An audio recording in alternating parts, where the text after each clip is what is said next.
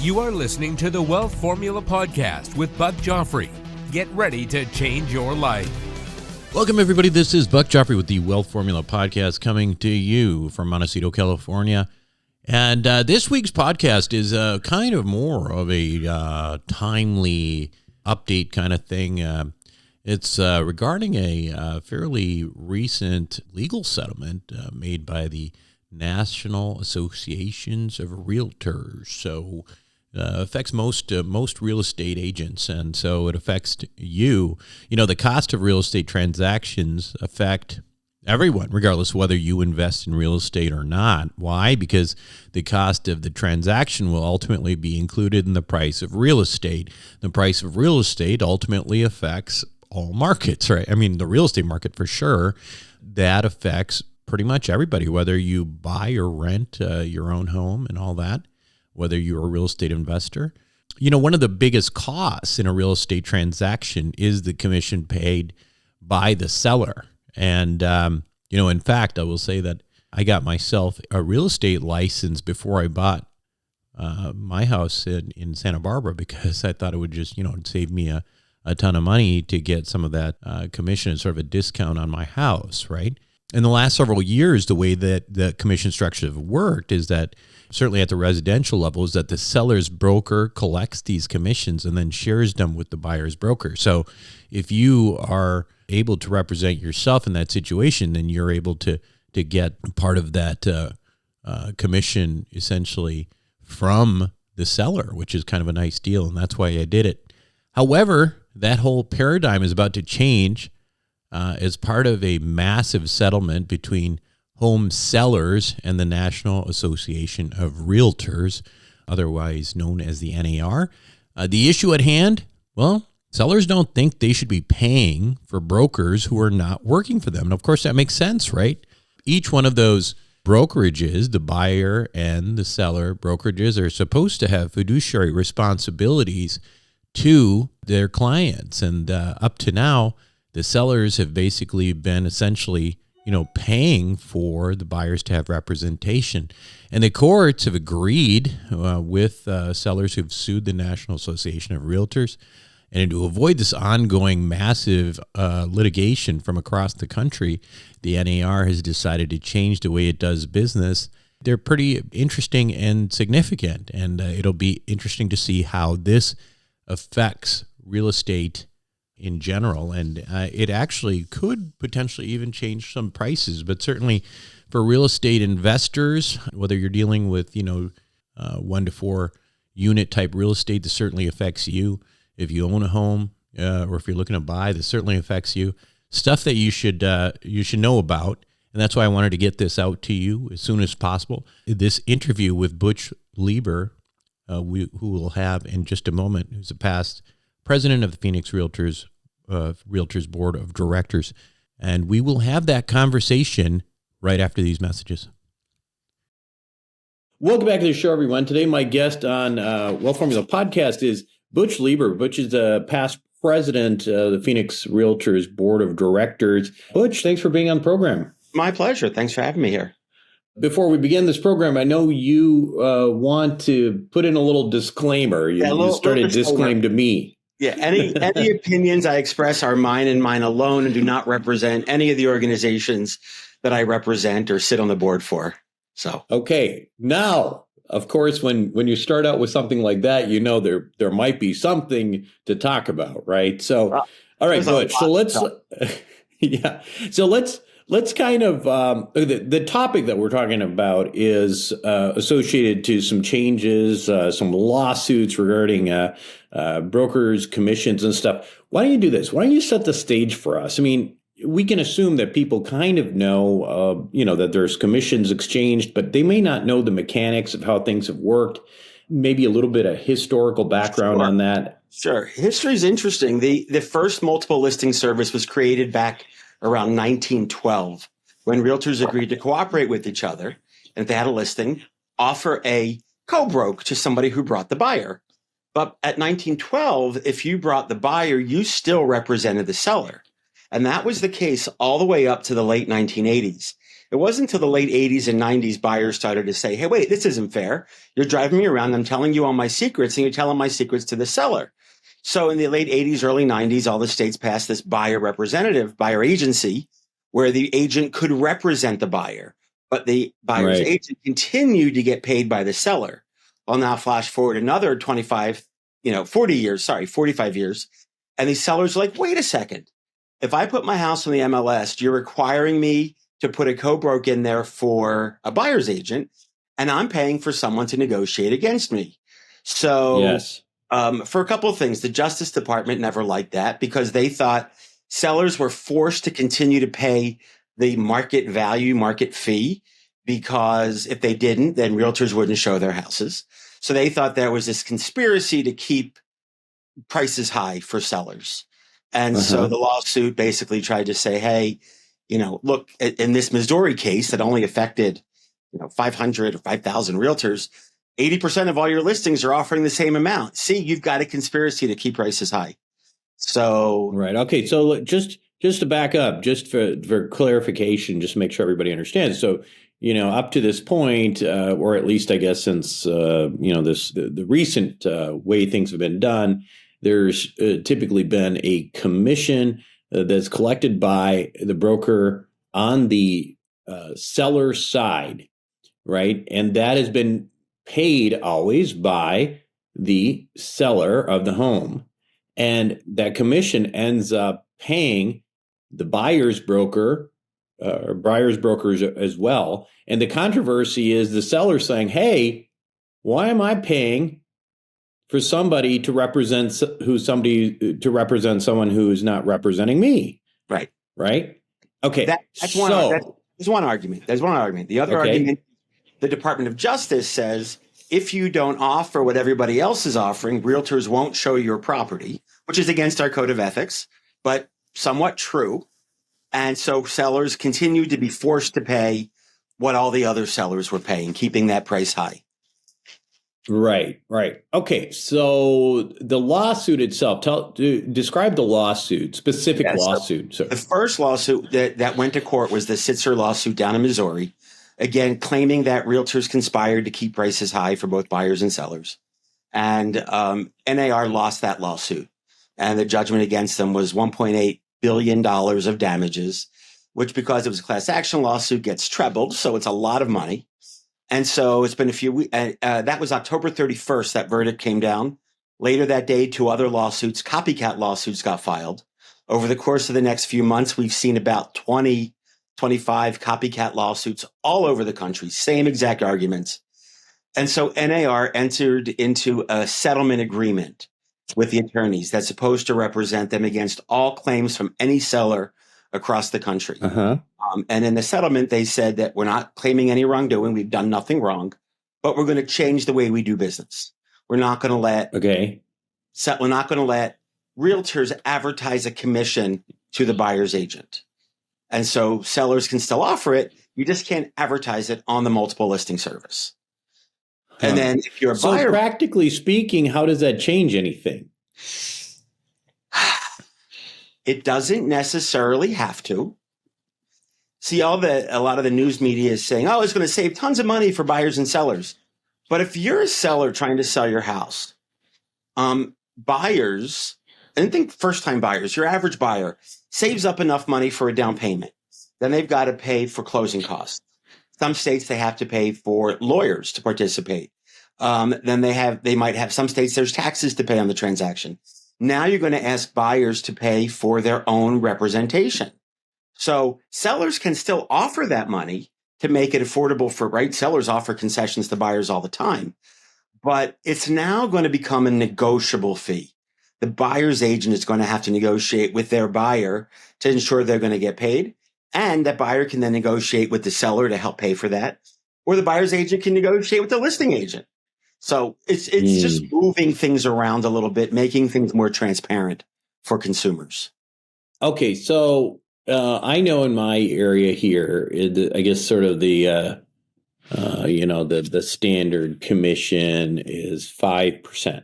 Okay, and I have to say There is no standard commission. Standard commissions are always negotiated between buyer and seller. But yeah, if you look at the overall average of properties, yeah, but it's 5%. There's no standard, but that's not anywhere in writing, and there's no agreement for people to charge that. Right. It just happens to be what some agents charge more.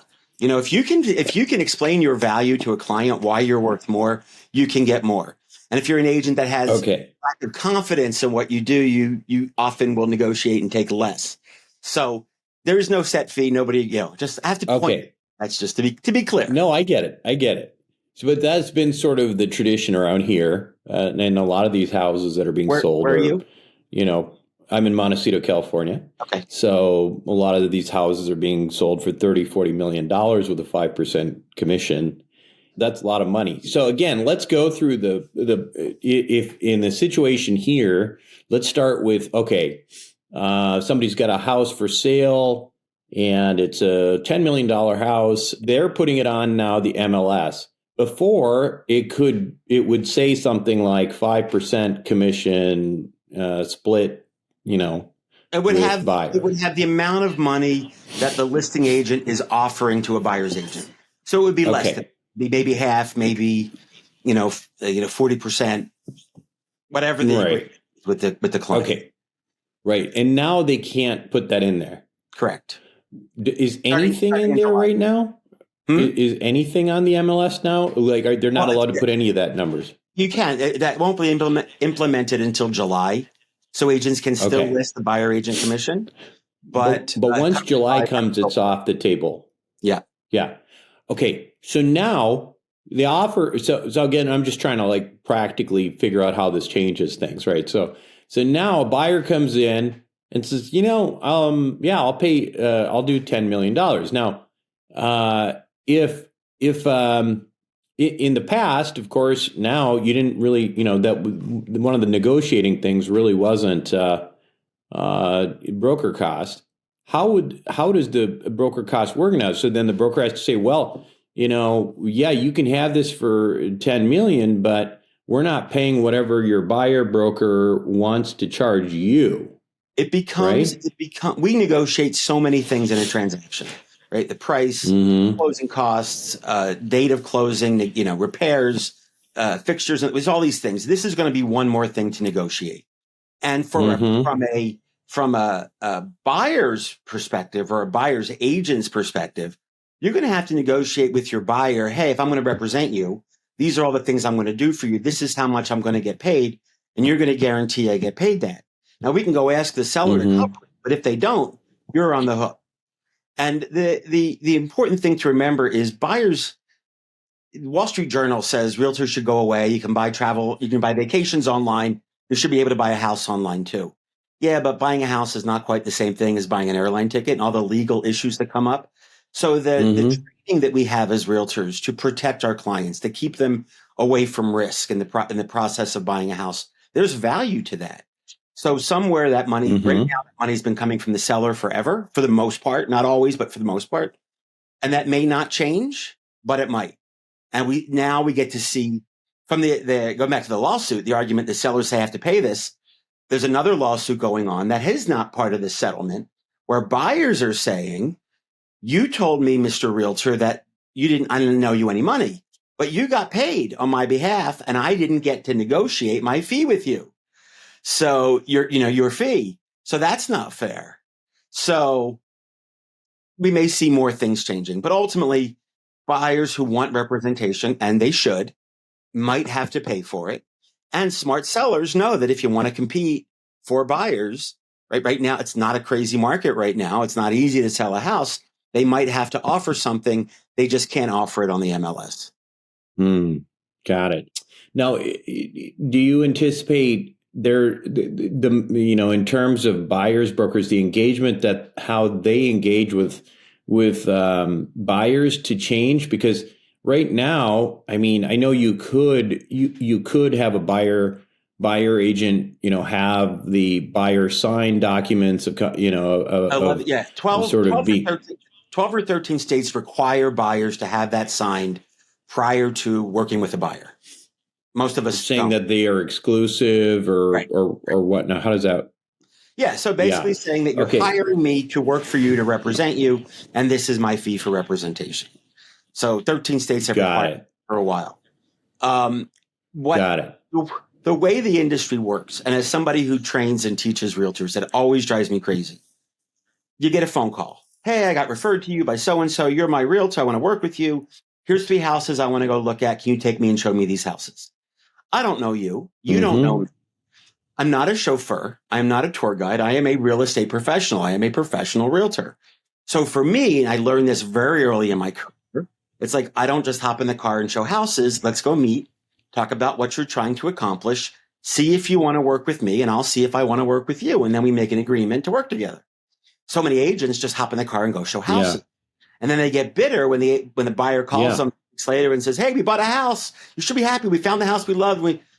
So you did a lot of realtors do a lot of work for free. This will raise the level of professionalism in real estate because realtors are going to have to justify the work they do and negotiate to get paid for the work they do. Yeah. And showing houses And is in just, some cases, they would still show a house at least to sort of show what they can do or something like that, and as part of the selling themselves on the process. part of this agreement now is that realtors will not be able to show houses without having an agreement. Now, you could have a one-day agreement. Okay. For today, if I show you these houses, you buy this, I'm going to represent you on that. We don't know how that's. Okay, and so those one-day agreements are going to be critical because, especially, I just think about people walking by at your local brokerage, who are in town here and want to see houses, and there's literally realtors just sitting there waiting if people want to go see houses. In my mind, those are tour guides and chauffeurs, and they're not acting as a professional realtor because they haven't built a relationship to develop that connection to say, this is what I can do for you as a realtor. But now they're going to, in order to show a house, they're going to have to sign the document for a day or whatever. Yeah. And if you can't explain to a buyer why they should sign, you won't be in business very long. Yeah. Yeah. Well, and if they want someone to show them a house, they're going to have to because no one else will be able to.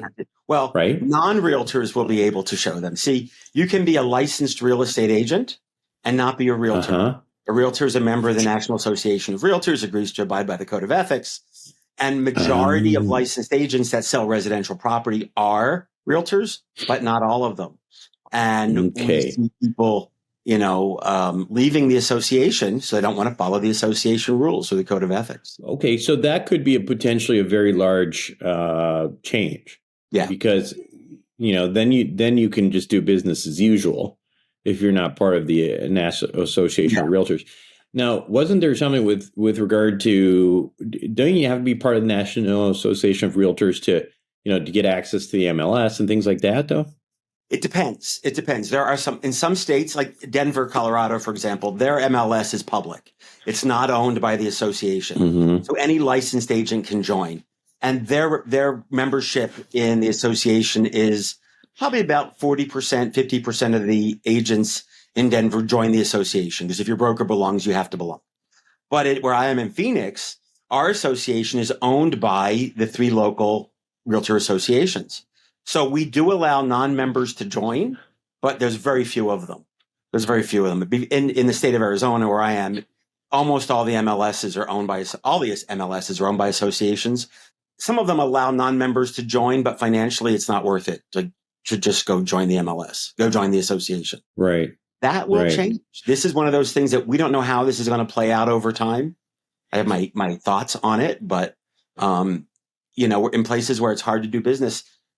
There's one big company out there a couple of years ago, public company, not Zillow, that has come out and said, we want to be a national MLS. But if they're not a member of the association, they can come out to realtors and say, put your houses here, offer your compensation here. We won't charge you anything. We won't make money on the advertising. Come on, realtors, and realtors could be the MLS and still have a way to market and promote their house. Let's talk about some of the implications of this. So what impact do you think this will have on real estate prices, if any? I think I suspect they will come down a little bit. The issue is how much and where, right? There's a value to representation. And for years, that buyer's fee got buried in everything. Now it's out in the forefront. So transparency will help, but I think we're going to see people. There's always, look, in any market, I'm sure in your market as well, there's low cost brokers. Hire us, it's going to cost you $500, $900, whatever. And we'll give you money back if we make more. But they never have a large market share because people understand the value of a real estate agent. So I think we'll see more negotiation on those fees, which anytime there's competition and negotiation, we typically see those prices go down. But we'll see. We'll see what the impact is. Yeah. I'm curious about the price change concept because, I mean, in theory, it really shouldn't change much for the seller. It shouldn't. Well, it saves because either way they're either maybe they're only paying 2.5%, but if the in my case, in our case here, with 5% being sort of a typical thing, but if they're covering the buyer, just for semantics, basically, just to cover for the legal coverage of this whole thing, they're saying, hey, I'll cover your 2.5%. They're still paying the same thing. Right. That won't change. So how would that affect so why would the price of houses, you think, come down? Well, they wouldn't. The price of houses won't come down because if you think about it, an appraiser goes out to appraise a house and they look at what's the house worth on the market. For years, the cost of real representation was in the cost of that house. Now we pull that out. Right. Is the house going to still appraise for the same thing? Will it appraise for less? You can't get a bank. You can't roll your mortgage into your bank loan if you're a buyer. So is it going to? We don't know. Is it going to affect appraisals or not? And some sellers are going to say, look, if I don't have to offer buyer agent commission, I'm not going to. Let the buyer figure it out themselves. Right. And that alone saves the seller money. Right. And the buyer's going to have to figure out, do they want to pay for it? They want to negotiate that as part of the contract. Again, it's going to change how we do business. Just nobody knows how it's going to land yet.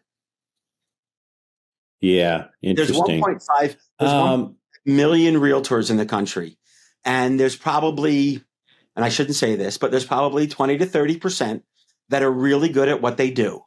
And they'll get through this without much change. It's the other chunk of realtors, part-timers, the newbies that are trying really hard, that will really struggle because how are you worth what you're asking for? How are you worth that amount of money? And that will cause, we'll see that cause buyer commissions go down. I mean, same thing. If you were to hire an attorney, you could go to the strip mall and hire Saul to represent you, or you can go to the high rise in the middle of town and pick the lawyer that's in the penthouse with a beautiful office. You're going to pay a whole lot of difference in how much you're going to pay. And the quality of representation you're going to get is going to change. And we'll see that roll into real estate. Yeah. Although the example of Better Call Saul, I don't know if that was a good one because he was pretty good at what he did. So, well, yeah, that's true. That's true. That's true. Does this only cover residential, just individual home transactions? Is that this is? Yeah, the commercial market. Well, same thing. They wouldn't be able to advertise their commissions, but in most commercial transactions, they are negotiated as part of the transaction. There's very few standard contracts for commercial. So this won't have a huge effect on the commercial business. You mentioned earlier, you said you have some ideas on how this might all play out. How do you think it's all going to play out? I think there's going to be a lot of trial and error. I think professionals, realtors that can speak to their value aren't going to see much change in their income. I mean, we have seen changes to our income. That 5% you talked about in your area was probably 6% 3 or 4 years ago. But as prices have skyrocketed since 2020, realtor fees have come down because as a percentage, it's a lot of money. I think we'll continue to see that number drop over time. But again, if you can speak to the value you bring to your client, you could get more money. You could get people asking for more. Because again, if you needed a pair of socks, you can go to Walmart and pay 69 cents, or you can go to Neiman Marcus and pay $1,500. Same thing with the realtor. Do you want good representation and quality service, or do you want just another agent representing you? So what opportunities do you think, just in terms of, the changing landscape here, Do you see any sort of opportunities coming out of here in the real estate sector that are coming from because of this lawsuit? And maybe opportunities is the wrong word, because they could be things that you don't want to see happen, but they're going that may happen. Opportunities for who? I think you'll see more negotiation on realtor fees, which is a good thing, right? More transparency, which is always a good thing. What about business models that could come in and disrupt things? For sure. I mean, for sure. Look, Zillow came in, whatever they started business out, trying to put realtors out of business. Although they said they weren't trying to, but more people use realtors for a transaction today than they did when Zillow went into business. Their added transparency made consumers aware that, I really do need someone to help me with this process. We don't know how it's going to play out. I think a realtor that is good at what they do, they can explain a contract, understands the contract, understands risk management for their client. You may see those, and I hate to call them bottom feeders, the low cost. You always in life, you get what you pay for. So when we start seeing lawsuits from buyers who got bad representation or no representation, pendulum swings one way, it always comes back the other way. So this is a great opportunity. What happens? One thing I can foresee in this situation, and tell me if I'm thinking about this the right way, but you may have plenty of buyers that say, you know what, I don't need, whether they do or not, they may say, I don't need a buyer's agent, right? Yeah. This is not something that's necessary for me. So I'm just going to go in here and look at these properties on my own. As long as somebody will show it to me, as long as the seller will show it to me, and they don't need to represent. Then let me ask you a question. It's one thing to look at houses, but when you write that contract, in Arizona, our contract is 10 pages long. There's a list of required disclosures that buyers and sellers have to make to each other. Are you aware of what disclosures you should be getting from the seller and how to read those and understand those and how it impacts you? When you get the title commitment from the title company to see if they're going to be able to provide you clear title, or there's clouds on the title, or things that the seller has to pay off, who's going to advise you on how to handle that? And then let's negotiate repairs, right? Buyers do inspections, come up with a whole list of things they want the seller to fix. Gets very emotional. Who's going to handle that emotion? Who's going to help you negotiate and keep emotion out of it? Because it is a business transaction. Yeah. So buyers will think, I can go online and buy a plane ticket and book my own vacation.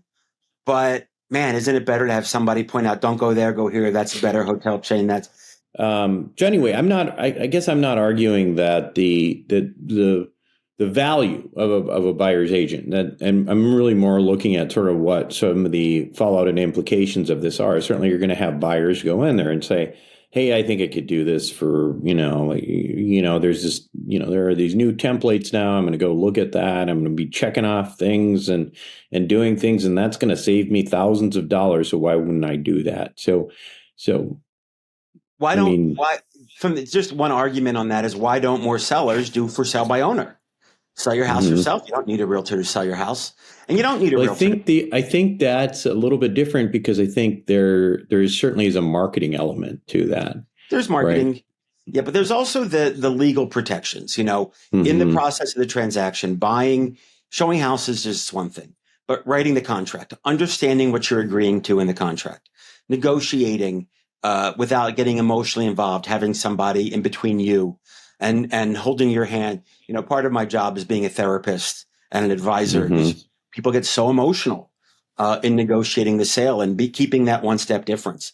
Getting a title commitment, looking at buyer disclosures, seller disclosures, making sure you're doing the proper forms that are required by law. Every state's different. Can a buyer do it themselves? Yeah, but I wouldn't start to do my own taxes as a business owner, right? I certainly would hire an accountant, because it's worth my money to protect my. And the same thing when it comes to buyers buying a house. Some will think I can do it myself, and others like, no, I really do want that protection and representation. Yeah, I hear you. Do you think then that the total number of realtors is going to shrink because of this lawsuit? In my personal opinion, yes, absolutely. Yeah, absolutely. It's going to make it a lot harder. It seems like a lot of people who get into the business start as, buyer's agents, right? And they're trying to accumulate clients. And if that becomes harder, then it becomes harder to get in. The average age of a realtor is about 57 years old. And I think we'll see a lot of early retirements. I think we'll see a lot of people leaving the association over time. Yeah. People are very angry with NAR right now. Whether it's valid or not, they are. And it's going to be harder to be a buyer's agent. And, it's been easy for people. And I don't like to trash my industry, but it's been easy for people to make a living who aren't very good at what they do. And I think those people will go away, will not be able to survive as the future goes on. Sounds good. But well, Butch, I do appreciate this your time today, and this I think is a very important update. I think this is typically an investing show, but on the other hand, there are people who are doing single family homes that affects them on the investment side as well, and so there's going to be implications on this across the board. So, and you said a lot of this stuff really doesn't. This stuff will start in July for the most part. Yeah, everything's supposed to be implemented in July. I'm betting it doesn't. Okay. It's such a major change that I don't think things are going to be in place to make it happen. But that's what NAR is saying, July implementation. Yeah. Well, thanks again, Butch, for being on Wealth Formula Podcast. I appreciate it. Thanks for inviting me. Thanks so much. Welcome back to the show, everyone. Hope you enjoyed that little update. And I think it's interesting. We'll see what happens. But if I'm a buyer, if I feel like I'm pretty savvy in real estate and I don't have a license at this point, I don't know. It seems to me that I would probably want to just go in there and represent myself and, just say the hell with it in terms of, having to pay an additional cost to have a realtor. I mean, I get the argument there, but, some of us do have a significant background in real estate transactions. And I do think there is going to be a meaningful change in how these, certainly from the buyer realtors, I think are going to really get hammered here. Anyway, that's all I have this week on Wealth Formula Podcast. One quick reminder that if you haven't signed up for our investor club and you are an accredited investor, you should definitely think about doing that sooner rather than later so that you can have some exposure to some deal flow. Again, that's it for me this week on Wealth Formula Podcast. This is Buck Joffrey signing off. Thank you for listening to the Wealth Formula Podcast. Visit us on the web at wealthformula.com. The information contained in this podcast are opinions, not fact. As always, consult your own financial team before making any investment. See you next time.